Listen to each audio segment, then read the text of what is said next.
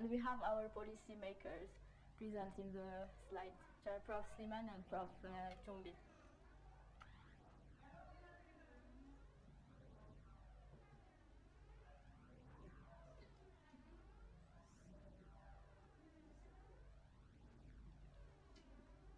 Okay. So as I have said, hantavirus is you become infected like from rodent. That's why it's called rodent-borne virus, and it can cause some severe symptoms, which means like severe diseases. Why we are like really worried about this disease? Because it's not about the incidence, which is already reported, as you can see the estimates here, 10,000 to 100,000 worldwide annually. But the problem is on the fatality of the disease, which can reach 50% for some severe types of the disease. In terms of like where actually or currently where the disease is present is in Americas and Asia, with some cases even reported in Europe. And you can see that there is even difference in terms of the disease or the syndrome coming with the infection between the Europe, Americas and Asia. For example, in Americas you can find what is called the cardiopulmonary syndrome, HCPS. For the European and Asian context, it can cause another disease, which is called the hemorrhagic fever with the renal syndrome. As I have said, it's about the fatality of the disease, and in terms of the prevention and diagnosis, like currently there is no cure, which means that there is only the prevention, like only preventive measures, like for example those preventive measures are especially done at the rodent for the rodent species, which means like we can do some washing to prevent the infection.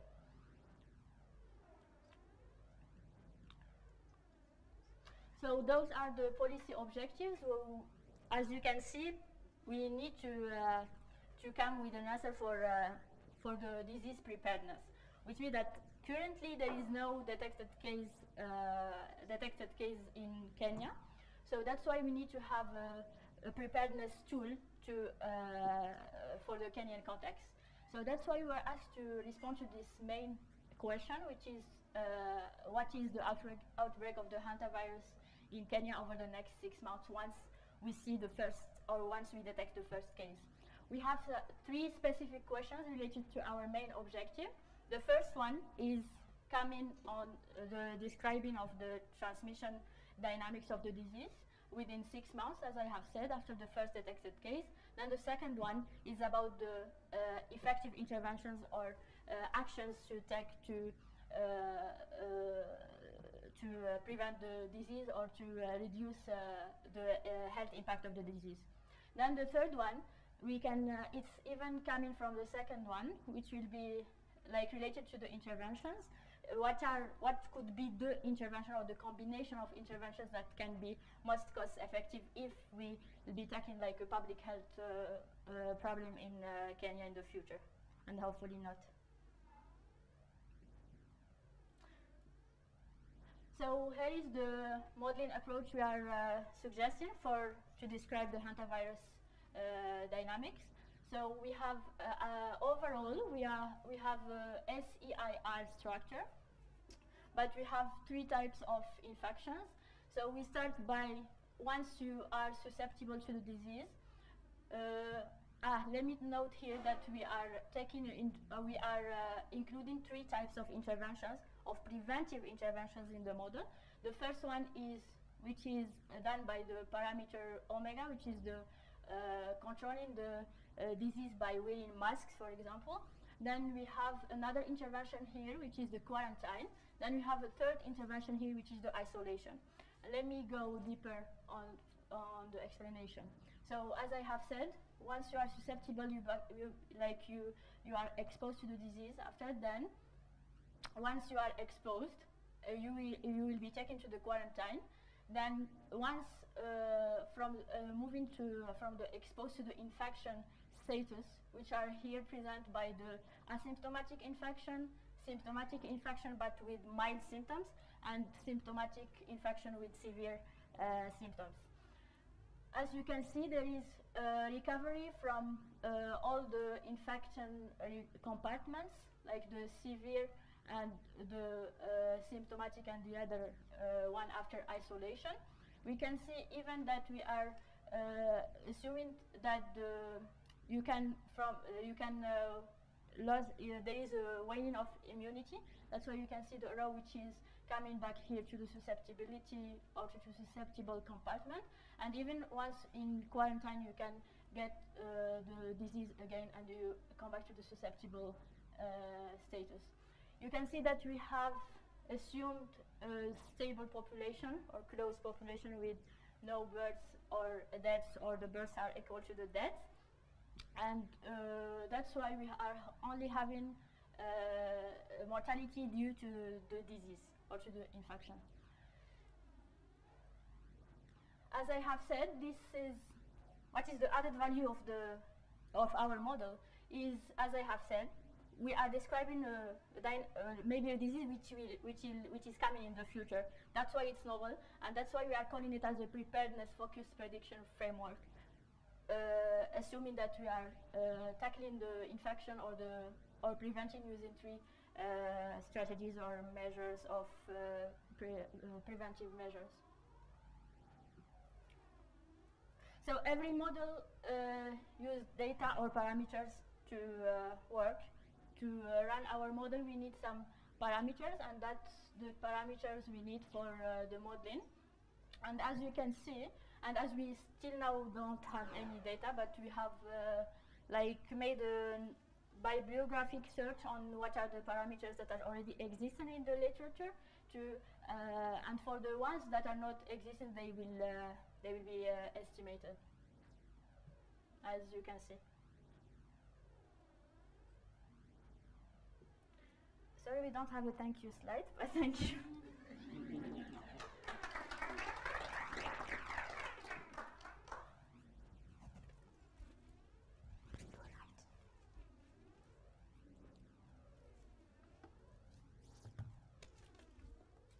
It's not enough. Let me do.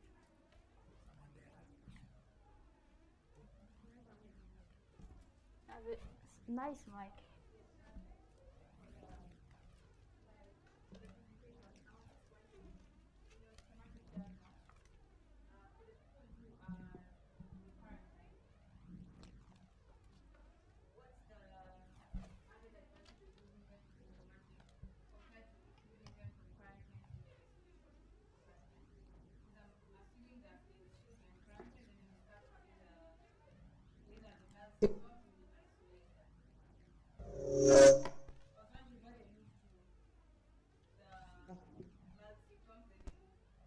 A proportion of them will move to the. Can you come again? Sorry. In your schematic diagram, You have the moving to the quarantine. Yes.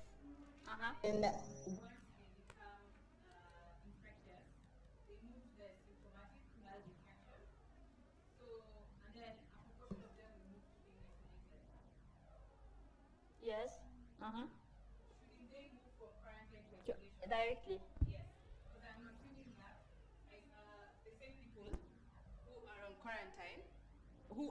quarantine, you won't release them until they've recovered or until they don't show symptoms. So I was wondering why they move to the symptomatic, then they move to the isolated.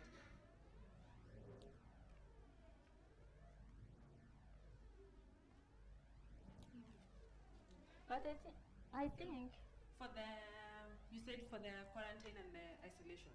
why we don't have the row? From quarantine, symptomatic, then isolation. Why not from quarantine and they show symptoms to isolation? Because that means they're contributing to the infection and circulation, but yet they're not in the circulation.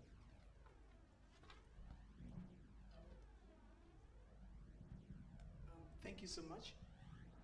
The reason we quarantined it is because they are exposed, but it doesn't mean that they have the symptoms. So we cannot isolate them. We have quarantined them for a while as we monitor them. In case we find them with the symptoms, then we take them to because now they are symptomatic, they have the symptoms, so we first take them where the real channel is, and then now we can isolate them. I think Prof can give you more highlight. I did not suggest we do that, but I actually agree with Mutono. You either keep them in quarantine. I don't even know what's the reason for taking them from quarantine to isolation, because those are sort of your two public health interventions already. I think the question I would have is the rate from moving from quarantine back susceptible. Is it like a defined time? Because it must be like you cannot keep people in quarantine forever. So at some point you have to release them back to the susceptible population or to the population. And that, They go back to do you have that susceptible, time yeah? already, or it's to be estimated? Not to be estimated. I've just checked. It's the delta 3 parameter. So,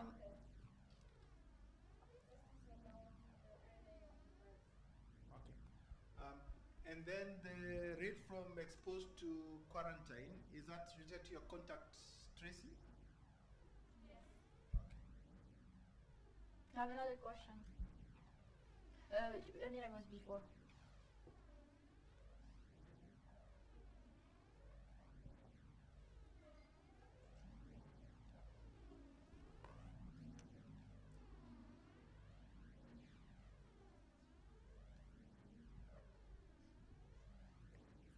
I don't know. There is something very important missing within this slide. I'm not sure that you explained that at some point or not. Where is the force of infection? We need a function for the force of infection. We don't see it in the description. Also, you are not defining each compartment. Because I was present during the meeting, and there is some kind of confusion between infectious compartment and exposed compartment. So I want to see now, can you define, Umayma, please, what is each compartment exactly in your model, and how you will define the force of infection? It depends in which compartment. What are the infectious compartment in your model? Okay. So the force of infection is what is presented by the lambda, which is the movement from the susceptible to the exposed compartment. Is it a constant? It doesn't depend on the other compartment? Doesn't? It's not possible. The lambda itself. Is it constant or is a function of other compartments? No, it's a function because it's depending, for us we are assuming that it's depending on the social behavior of the individuals. That's what we have assumed for the lambda. It's not possible, How you go from susceptible to, forget about exposed, how you go from susceptible to infected? When you mean another? Yes, yeah. Yes, lambda is not a constant. It depends on which compartment. It depends on E, on I, which one? Like when you are meeting an infected individual, you become infected. Can I? Yeah. Okay. I think the question that, did you remember when we had the discussion to how to define each compartment?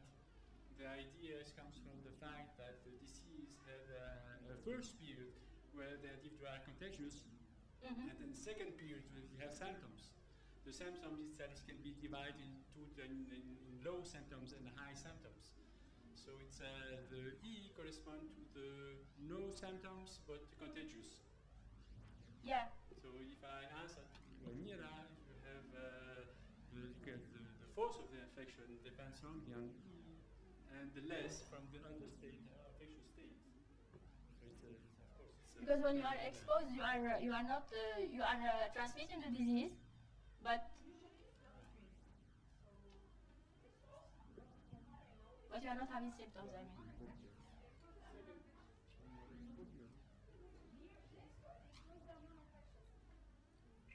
Who is infectious then? How do susceptible become? It's those three. I, H, those ones. So Because how imagine, depend on I and H? imagine that we are having SE with 3 I.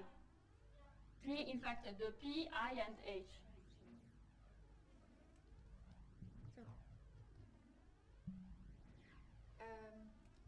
question is about the eye. Why you suppose that the eye cannot be recovered? We are taking them, we are isolating them. All the eye will be isolated? There's a proportion of the eye that will be Yeah, and the isolated, other proportion is developing the severe. and there's no proportion that can be recovered? There is no recovery. Because it takes. I think, but maybe it can. The question, can I ask? The question that can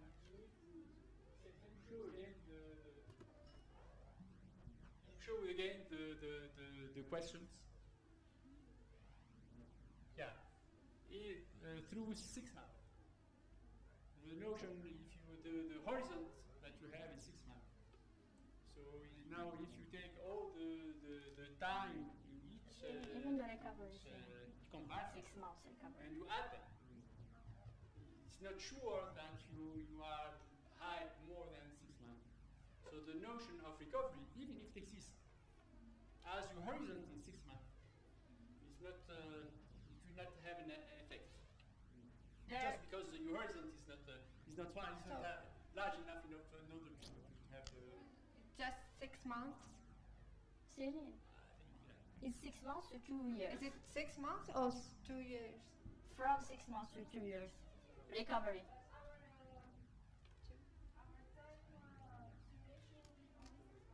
6 months.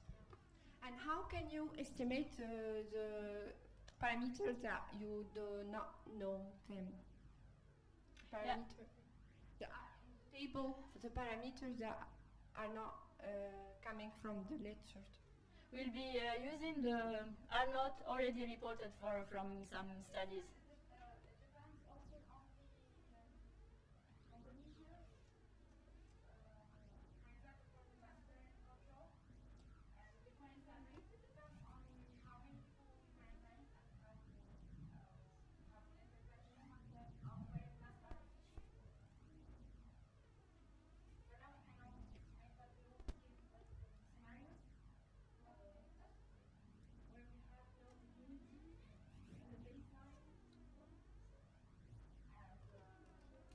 But I think if you have the R naught, you can estimate the other parameters.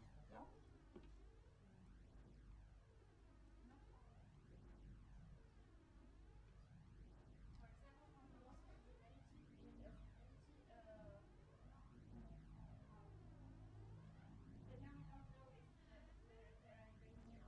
Because for the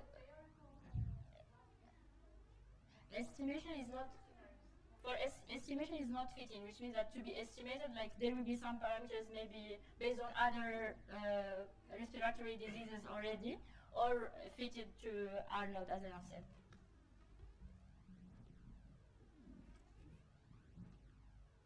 Yes, please. Yeah, I think a part of the estimation could be done once you start getting cases, because then you can try to reproduce the epidemic. But I wanted to refer back to Zainab's question. If we go back to the diagram, I think it's a really important thing that you should add, because your success of isolation will determine how many infected persons are still in the community and interacting with the susceptibles. So if you don't have an arrow that moves from symptomatic to recovered, it assumes you are at 100% isolation, which is We are isolating everyone.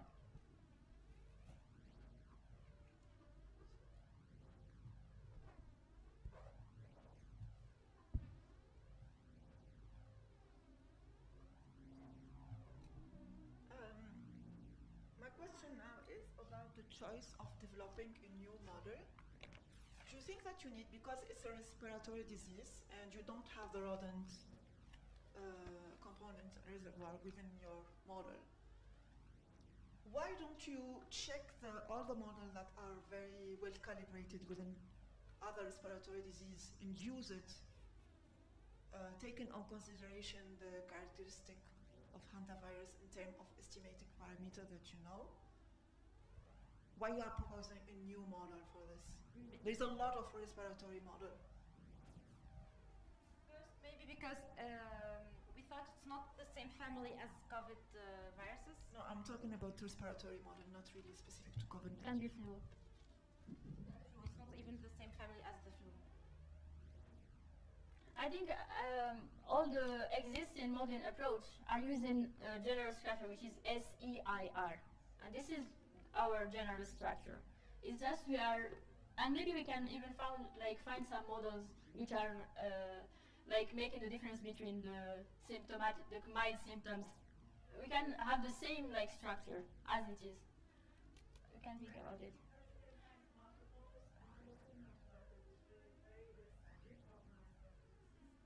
Okay.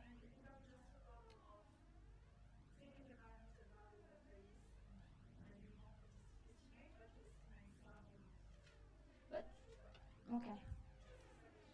But when you talk about validated model, like which means in terms of this model is fitting the geographical context applied on.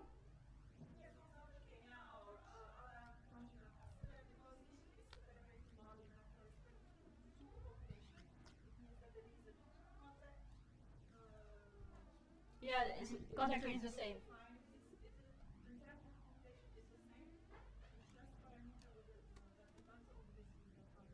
Especially the recovery. Okay, we can think about it. Any other? So what shall be done?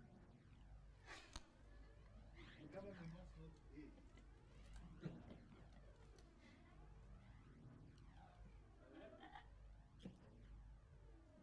Brilliant. I have a question. How will you evaluate the parameters that you don't have? It was the question of Zainab before. Yeah, no, but it's okay. We have said here for the table that there will be some parameters to be estimated. But as I have said, estimated is not meaning like fitted, which means that for those parameters we can pick them from other respiratory diseases, existing respiratory diseases studies. But for the others, we have been thinking, so just the first thinking, that we can use the R0 already reported from other geographical settings like American and Asian to fit like the rest of the parameters that will not be finding in the literature. If you have the values of R0, Yeah. you will add one equation. So with one equation you will be able to evaluate one parameter, not all of them. And you have 1, 2, 3, 4 parameters to evaluate. Not 4. Some of the 4 are. Perhaps more than 2. I'm sorry. 9. 9 parameters. And you have one equation to add one. How you one equation to 8. How you do it with the other.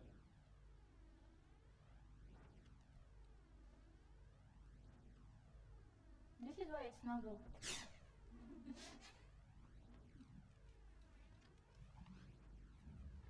But we can think, I don't know, we can think on what Amira was saying. Yes, I'm using an already. But specific context, like for Kenya.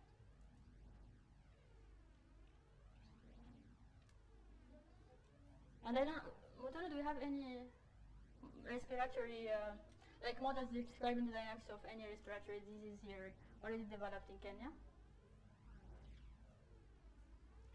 Not for COVID specifically. No. Okay.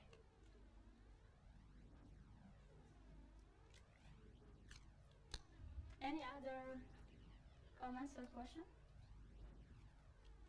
Thank you again.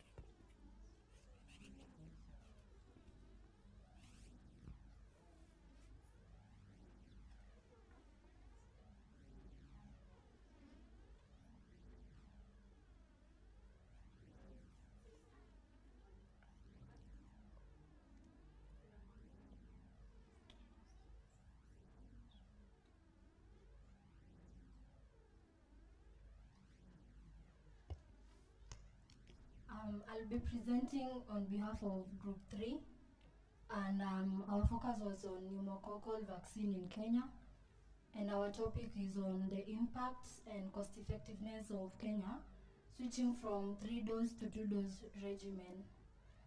The group members we have we have Nyakundi, we have me, and we are being supervised by Mutono and Dr. Marybeth.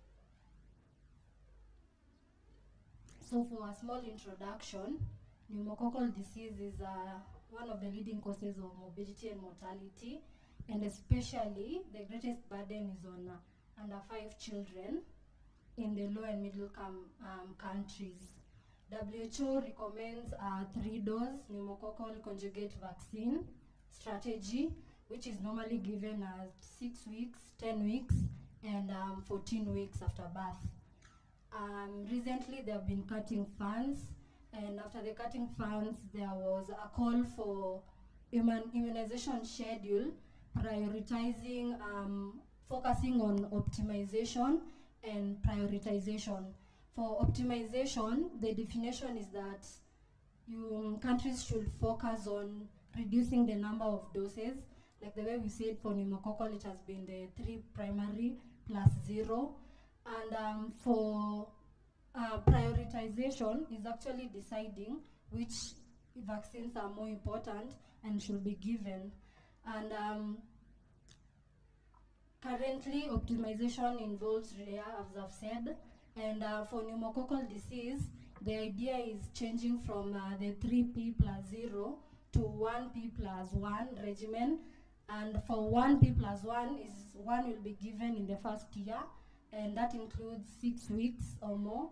And the next, the booster one will be given at 9 months or more. So the main challenge is shifting from the 3-dose vaccination schedule to a 2-dose, the 1P plus 1, provide equivalent or greater effectiveness while also offering better cost effectiveness. And for that, we came up with an approach. For the first part on impacts, we decided we would do a compartmental model. And as you can see, our first compartment is for maternal. So when children are born, all of them, they have the maternal protection until they are 6 weeks. And when we have the waning maternal antibodies, they all move to the susceptible compartment. In the susceptible one, there is when children, when they receive their first vaccine, the 6 weeks one, they'll go to the compartment on vaccinated, given the first dose. For those who are not given that first dose, they immediately move to the infected one. And our main assumption for this compartment is that all infectious children are hospitalized. Well, for that compartment on hospitalization, we either have moving to death or moving to recovered. So when the children who are vaccinated their first dose at 6 weeks, we either have them going back for the 10-week vaccination, and we have a rate of vaccination, they move to the second compartment. Otherwise, if they are not vaccinated, they move to the susceptible compartment. And it goes all the way. For those who receive the second one, they can move to the third one. And for all compartments, we obviously have death from other causes. Other than that, since we have the cost effectiveness bit, we tried to do a decision tree. Since we have 2 strategies over here, the 3P plus 0 and the 1P plus 1. So we are going to compare the 2. And for each of the 2, we have children that are deceased and those who are not deceased. And for the deceased one, they'll move to the hospitalized. And then we can have those who are alive and those who are not. And our main model assumptions include the perspective that will be used over here is the healthcare system. We will be using the population of children in Kenya, the under 5s, with an annual birth cohort of 1.4 million. Yes. So perspectives, future work will focus on implementing and analyzing the cost-effectiveness model of the new two-dose vaccination strategy and comparing its outcomes with existing three-dose schedule to assess its overall efficiency and public health impact. Something to notice is that it's only one country that has done the 1P+1 strategy, that is the UK. And this is the amazing team. Thank you.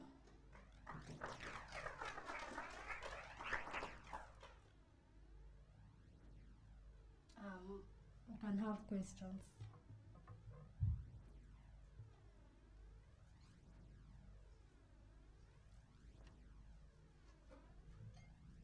My question is the same as the question that I proposed to Umayma. With your model, you say that infectious people are hospitalized. Yes. So my question is, what kind of model you're proposing? Yes, it's compartmental model. Is it an epidemiological kind of model like ordinary differential equation, or is it a Markov model where it's static? What kind of model you are proposing here? How the infection happen in your population?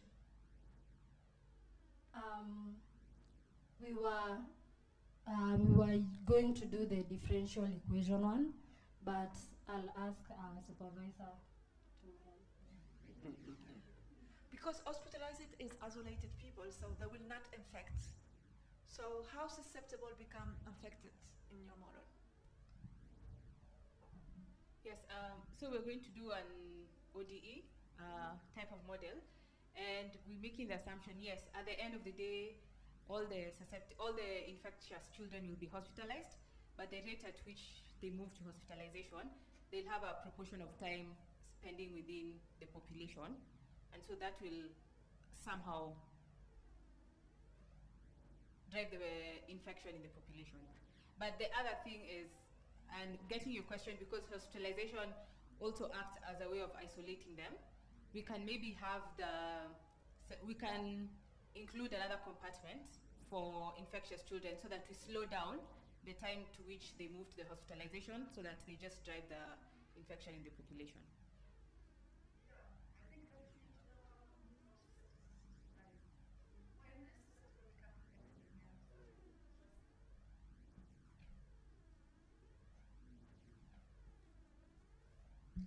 Agreed. If you could go back to the diagram.